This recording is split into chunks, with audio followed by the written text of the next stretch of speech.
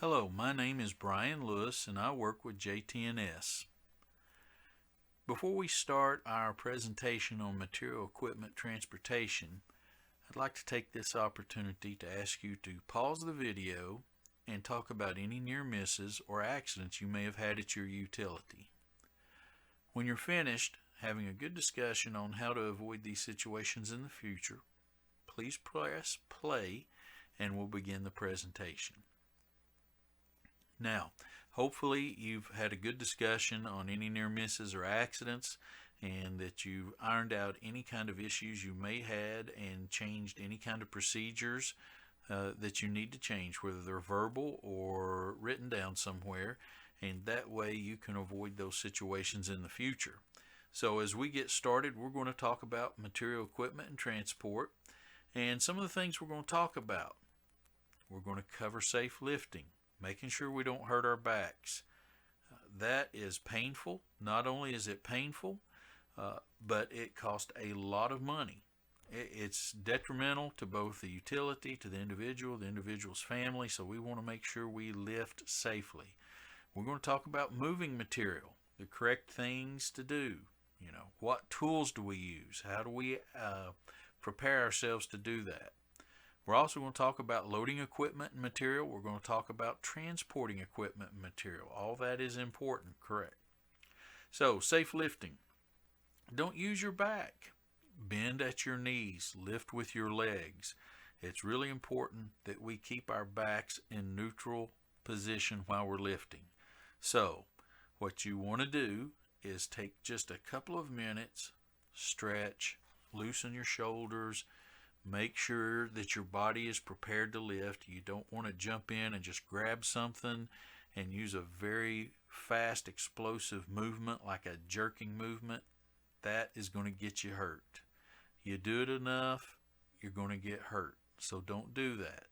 You want to lift smoothly. Part of lifting smoothly is stretching, not bouncing, but stretching, getting your body prepared to lift something. Plan your lift. So, if you can lift it by yourself, which means that you can bend your knees, get into a catcher's position, place the material, the box, whatever it may be, close or between your feet, lift it up to your chest, look straight ahead and stand straight up, keeping your back in a neutral position. That's great. If it is too heavy for you to follow that procedure, or the shape of it is odd. May not be very heavy, but it may be an odd shape.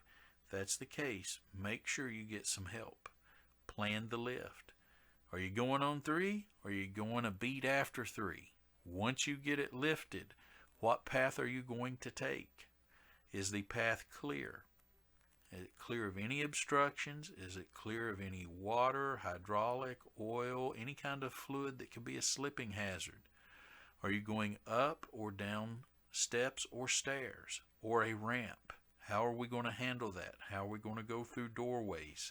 All this stuff is important. It's good to follow these procedures. Keep your back healthy. You may be young and your back may be strong, but we all get older, and small injuries over time add up. And so we want to make sure that our backs stay healthy even as we get older. Like I said, get help if you need it. Make sure the path is clear. Make sure you know where you're going and there's no trip, slip, and fall hazards. That's important. When it comes to moving materials, pallet jacks are our friends, right? Pallet jacks and powered industrial trucks are our friends. Typically, it doesn't take too long to get familiar with a pallet jack, understand how to get the pallet on there and where to move or how to move materials where you want them to be, especially in a warehouse type setting. Much like lifting, you want to make sure you have a clear path. You want to make sure you don't run over any pedestrians. Make sure that people understand what's going on if you're working with several people in the area. Powered industrial trucks, we may call them fork trucks, forklifts, whatever you call them, it's the same thing. Now, before you use a powered industrial truck, you need to be trained. And the training comes in two parts. One part is classroom instruction. It may be video, it may be someone speaking to you like in a class. The second part is going to be hands-on instruction. Hands-on instruction. So you need both of those before someone says you are qualified to operate a fork truck, a particular kind or type of fork truck. So, must pass the classroom, must demonstrate in a practical way that you're capable of operating and maneuvering a fork truck and doing the things you need to do. Please remember, as with the pallet jacks, but even more so with the powered industrial trucks, pedestrians have the right of way. Don't drive like you're at a race. Don't drive like you're racing. Don't put people on the forks. Don't lift people. There's a whole set of rules. We could go on for 30 or 40 minutes talking about the rules about operating a powered industrial truck, making sure that you do it safely. Please pay attention to these rules. They're rules for a reason. All right? So these things can be dangerous. They're much heavier than most people give them credence to. If there's a seat belt available, always wear your seat belt. Make sure you do go through your pre-inspection or pre-operational checklist. Make sure you look for defects in the tires. Make sure there's no oil or fluids leaking. Make sure all the lights, the horn works. Make sure the forks move up and down. Of course, make sure the brakes work. And make sure that you have the ability to operate that in a safe manner. And not just the ability, but you do operate it in a safe manner. Hoist and cranes. Well, if you're going to use a hoist or crane, you need training. You need to inspect this equipment and make sure it's capable. And then you need to stay out of the way. So training. Before you operate a crane or a hoist, make sure that you're familiar with the operator's manual. Cranes in particular require that you have training, that you know what you're doing, and inspections. Inspections can fall into one of three categories, and really you need to be doing all three categories. Before you operate a crane, you need to do an inspection of it. Basic stuff, make sure it operates correctly, there's nothing wrong with the controls, that it stops, it does everything it's supposed to do. Make sure the load rating's on the block. Now also with cranes, you need to have inspections, both frequent and periodic inspections. So some of you may ask, well, what does frequent and periodic mean? Well, it can mean different things depending on how often and how much stress you put that crane under. If it's used infrequently, probably a little bit longer periods. If it's used every day, every shift, every time someone's in the door, then you need to pay particular attention and may need to be done monthly and yearly. But all the things that pertain to those inspections need to be done. Daily inspections before each use, frequent inspections, and periodic inspections to make sure the cranes are in good shape. Lastly, stay out of the way. There's no need, absolutely no need, to be underneath a load that's being lifted with a crane or a hoist, whether it's on the back of a utility vehicle or it's a fixed crane or it's a mobile crane. That's why we have taglines. Taglines keep people from being under loads and keep them safe. So make sure you use taglines. Don't get underneath these heavy loads. Don't let stuff fall on you. It's important.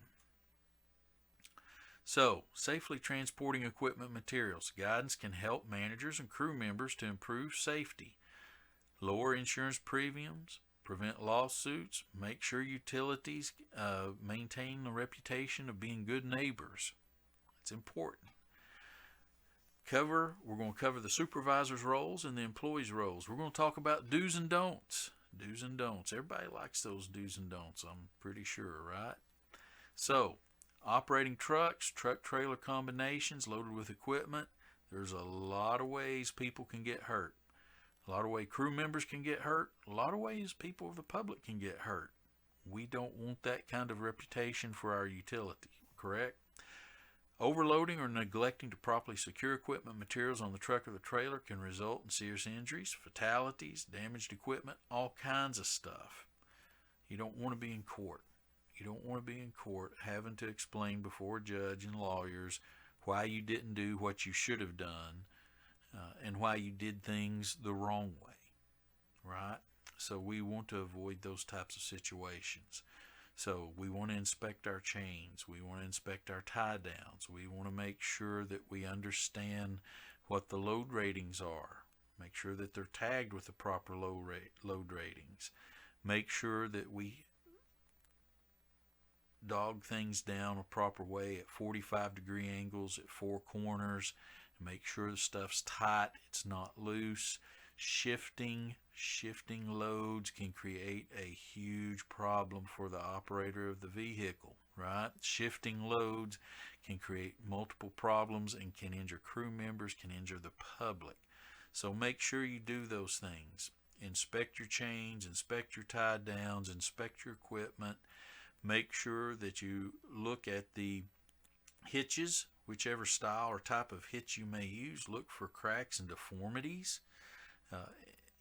any kind of stress in welds or anything else associated with the hitch. Make sure you cover the DOT inspections properly.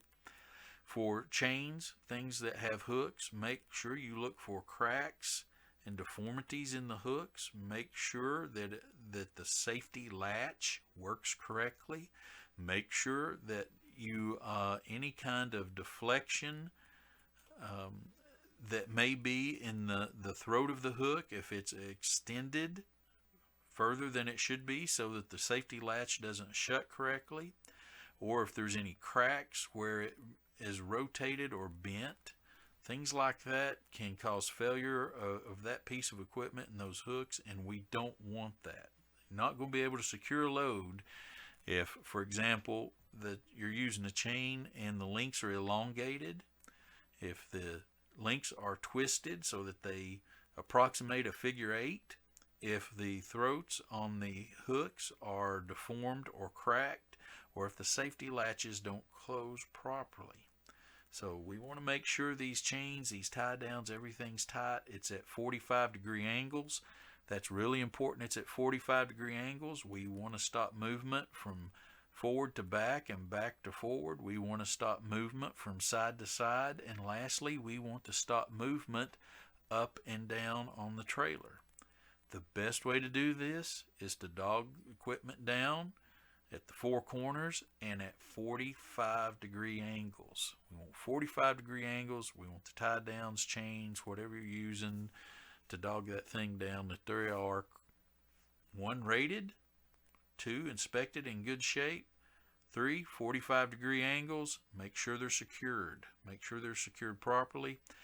Lastly, make sure if you're dogging a piece of equipment down, you don't pinch off any of the rubber hoses, any of the brake clamps, any of that stuff. We do not want to destroy the equipment on the trailer. Just getting it to the job site. We don't want to do that. So make sure you do those things. Make sure you do the inspections in accordance with DOT. Do it correctly. Do it right. Do it every time. And you shouldn't have any problems, right? So have checklists. Supervisors need checklists. Make sure you adhere to all the highway safety regulations.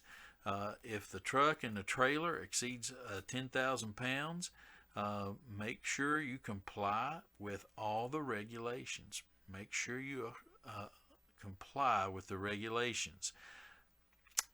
Be aware that towing regulations are governed. If you're going out of state for any reason at all, make sure that you cover whatever regulations are in the state you're out of. Of course, hopefully here, Tennessee, Virginia, Kentucky, Alabama, the places that we go, you should have a good operating knowledge of what each state requires. So make sure that you're helping yourself out, doing yourself a favor, and being familiar with those regulations. If your company transports liquids, okay, consider using tanks with baffles. I just said a slide or two earlier about shifting loads. When a load shifts, It causes problems for the operator of the truck or that's towing the trailer or whatever it may be, whatever combination, whether it's a truck or a truck and a trailer. If you have liquids and they shift, you're going to end up in a bad way. So make sure you have baffles or try to have tanks with baffles in them. It keeps liquids from shifting so much and splashing around inside the tank. Employee do's and don'ts. There again, stuff we all like to have or like to hear is the rules that we all have to follow. But that's a part of life, and following rules is a part of life, and we need to do this stuff to limit the liability of the utility, to limit our personal liability, also to do the right thing. Make sure people don't get hurt. That's important, right? We don't want to put that at the end.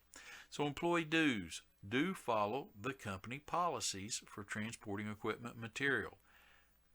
That includes properly putting the equipment and materials on trucks and trailers, making sure they're secured correctly by DOT regulations, make sure that if they need to be covered, that they're covered, and how to unload. Make sure you secure items for every trip. It doesn't matter if you're just going across the road or you're going 10, 20 miles, wherever you need to go.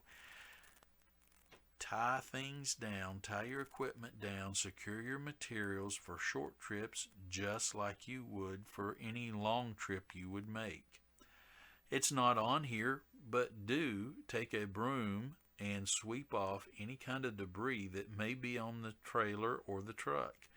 Rocks, bolts, screws, nuts, any of that stuff, aggregate that's left on a trailer or a truck, when it comes off that truck and it hits another vehicle and cracks a windshield or, Lord forbid, worse, those people are going to seek relief. They're going to seek relief from the utility, and it causes problems. So don't just secure your loads correctly. Don't just tie them down and cover and do all the stuff. Do the extra step. Remove any kind of aggregate, gravel, dirt, those type of things from your trailer or truck. Make sure you don't cause problems for the public. Employee dues. Use the correct trailer hitch. Ensure the trailer is properly connected. Make sure your safety chains are adequate for the trailer that you're pulling and the load that's on the trailer. Just like I was talking about inspecting the chains, inspect those chains, proper intervals. Make sure that the chains are not elongated, twisted, anything like that. Make sure that the hooks are in good shape. If there's a safety latch, make sure the safety latch is appropriate. Inspect all the trucks and trailer lights before every trip. Light bulbs go out. Utility trailers, utility trucks, they get a workout. And so things get busted, unfortunately. Hopefully not intentionally, but if you find something wrong doing a DOT inspection, you need to let somebody know about it. Need to make sure that it gets corrected. Make sure it gets corrected. So look for defective bulbs, make sure they're replaced, make sure everything works like it's supposed to, and then you're going to be in good shape. Check pressure and wear of all the truck and trailer tires before each trip. When you're transporting large or heavy loads, this is even more important than anything else. If you get a tire that goes down or that's in bad shape and needs to be replaced and blows out on you while you're pulling, say, a backhoe or track hoe or some other piece of equipment, it can be a bad thing real quick. So make sure you look for that. Make sure you check the lug nuts. Make sure they're tight. If you happen to see grease coming out of a hub, you might need to tell somebody about that on the trailer. It might be time for the bearings to be replaced and what all goes on there. So might need to have them new bearings and have them packed with grease, put them on there, that good stuff. Make sure it's all in good shape. Employee don'ts. Do not exceed the gross combination weight rating of the trailer. Okay, now I know that a lot of people think that there is a safety buffer that's on those ratings, but don't think that way. Don't think that way. I know a lot of people say, well, if it can haul 10,000, it probably can hold 12,000. I would not, I encourage you, do not think that way. That is a bad habit. It is a bad and incorrect thinking. If the trailer's rated for 10,000 pounds, make sure the trailer and whatever you put on it does not exceed 10,000 pounds. So make sure you understand what's going on there. Make sure that the hitch is inspected, that it's in good shape, and that it can hold what it's rated for also. Do not neglect to tie down fuel containers or tools. There again, that stuff comes off the truck, it comes off trailer, it hits a vehicle, it can be a bad thing. It can be a real bad day. Do not tow a trailer with a vehicle not properly rated for the job. Once again, it goes just like that first bullet point. Make sure you know what your equipment is capable of. Make sure that that truck is capable, has braking that is capable of handling the trailer and the load that's on that trailer. Do not dump material from the truck or trailer that isn't on level, stable ground. So, hey, this stuff can flip, people can get hurt, materials and equipment can get torn up. So, make sure you're on level ground, make sure it's solid ground, make sure it's not soft. Some of these backhoes, some of this other equipment, you're unloading it on soft ground, somebody cuts a tire, it's going to flip that piece of equipment over. And it's dangerous for the operator of the equipment, it's dangerous for the people standing by outside. So there's a lot of things that go into doing this stuff and doing it correctly when you're talking about material and equipment transport.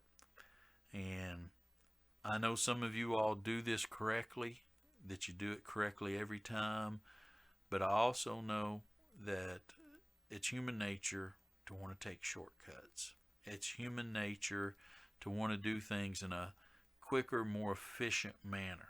It's not always, as some people would have you believe, about being lazy, right? So sometimes it's human nature to do things in a quick and efficient manner. Sometimes we need to explain to ourselves, explain to the people around us, quick and efficient does not mean taking shortcuts.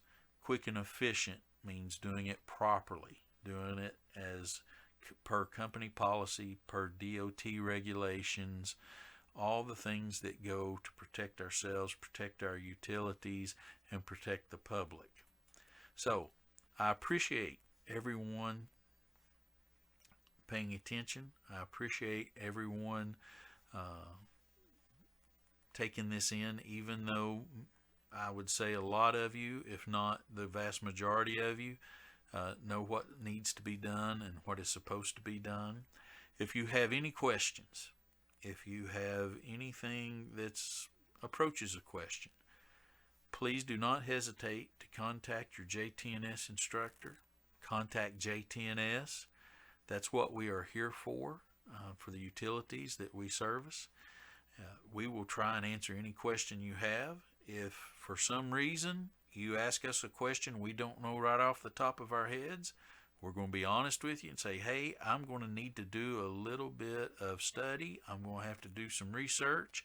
And as soon as I figure it out, I'll get right back to you. So, like I said, please make use of that resource. Thank you all for listening. If you have any questions, make sure you get in contact with us. Everyone have a great day. Look forward to seeing you next month. Thanks.